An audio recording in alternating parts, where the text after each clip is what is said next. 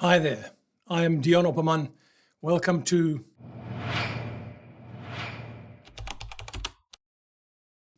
where I unpack what it means to be a writer in the age of AI. The current narrative around artificial intelligence, particularly from Silicon Valley's frontier-pushing CEOs and tech oligarchs, has taken on an almost evangelical fervor. AI will take over the world. All jobs will become obsolete.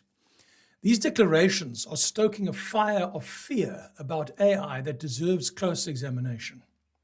This anxiety about AI rendering us all, writers included, obsolete, reveals what we might call the Prometheus paradox. Throughout history, humanity has consistently feared disruptive technology, from fire to nuclear power. Yet these tools have invariably enhanced us more than they have diminished us. The myth of Prometheus isn't just about stealing fire from the gods. It's about humanity's complex relationship with transformative technologies that both terrify and empower us. The current panic about AI follows this ancient pattern. If you are a writer and are worried about being rendered obsolete by AI, I think you are missing a crucial point. AI isn't eliminating the need for human creativity. It's transforming how we express it. The real question isn't whether AI will make writers extinct, but how it will evolve the role of the writer. Consider the historical parallel of the printing press. When Gutenberg introduced his revolutionary technology, it didn't eliminate scribes. It transformed them. The scribal tradition evolved into editors and publishers and writers who could now reach vastly larger audiences. The technology didn't eliminate human involvement in the creation and dissemination of text. It amplified it in ways that would have been unimaginable to a 14th century monk painstakingly transcribing manuscripts by hand. Driven by the fear of being rendered obsolete by AI, there is a rising chorus of voices in the AI safety debate for democratic control over AI development. We need to have a conversation, they say. We need to make democratic decisions about the future direction of AI. Well, these calls sound reasonable, even noble. Who could argue against democratic control of such powerful technology? Yeah? But here's the rub. Relying on the wisdom of crowds to control the direction of disruptive technology often results in the technology taking no direction at all. Consider the example of the early motorized transport industry in England. In response to fears about this new, profoundly disruptive technology, the Locomotive Act, introduced by that democratic mob known as the British Parliament in 1865, had a provision known as the red flag requirement, which required a man with a red flag to walk in front of any motorized vehicle, limiting speeds to no more than 4 miles per hour. The result? The motorized transport industry flourished in the United States, where no such restrictions existed, while England fell far behind. This historical example illuminates a crucial point about technological evolution.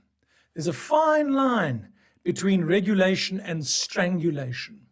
The English motorized transport industry's experience demonstrates how a democratic process can result in over-regulation in response to technological change, leading to unintended consequences and lost opportunities, especially if that democratic process is driven by fear.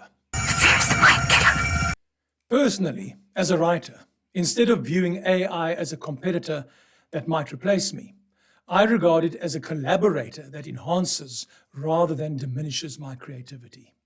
This shifts the conversation from extinction to evolution, focusing on how I can adapt and thrive in an AI-augmented landscape.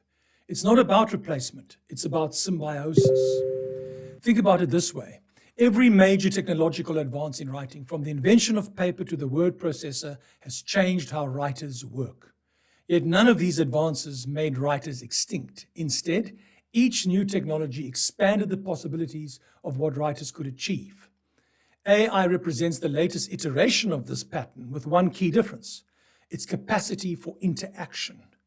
Unlike a word processor that simply follows commands, AI can engage in dialogue, offer suggestions, and help writers explore new creative territories. This interactive capacity doesn't replace the writer's creative vision, it amplifies it. Consider the Renaissance as a model for understanding this transformation. The Renaissance wasn't just about new tools and techniques. It was about a fundamental shift in how humans understood their relationship with creativity and knowledge. The printing press didn't just make books more available. It changed how people thought about knowledge creation and dissemination. Similarly, AI isn't just a new tool for writers. It's catalyzing a fundamental shift in how we think about the creative process itself. The fear that AI will make writers extinct stems from a fundamental misunderstanding of what writing is. Writing isn't just about stringing words together or following grammatical rules, tasks that AI indeed can perform. Writing is about understanding the human experience, about capturing the indescribable qualities of consciousness, about exploring the depths of emotion and the heights of imagination. These are precisely the areas where AI, for all its computational power, falls short.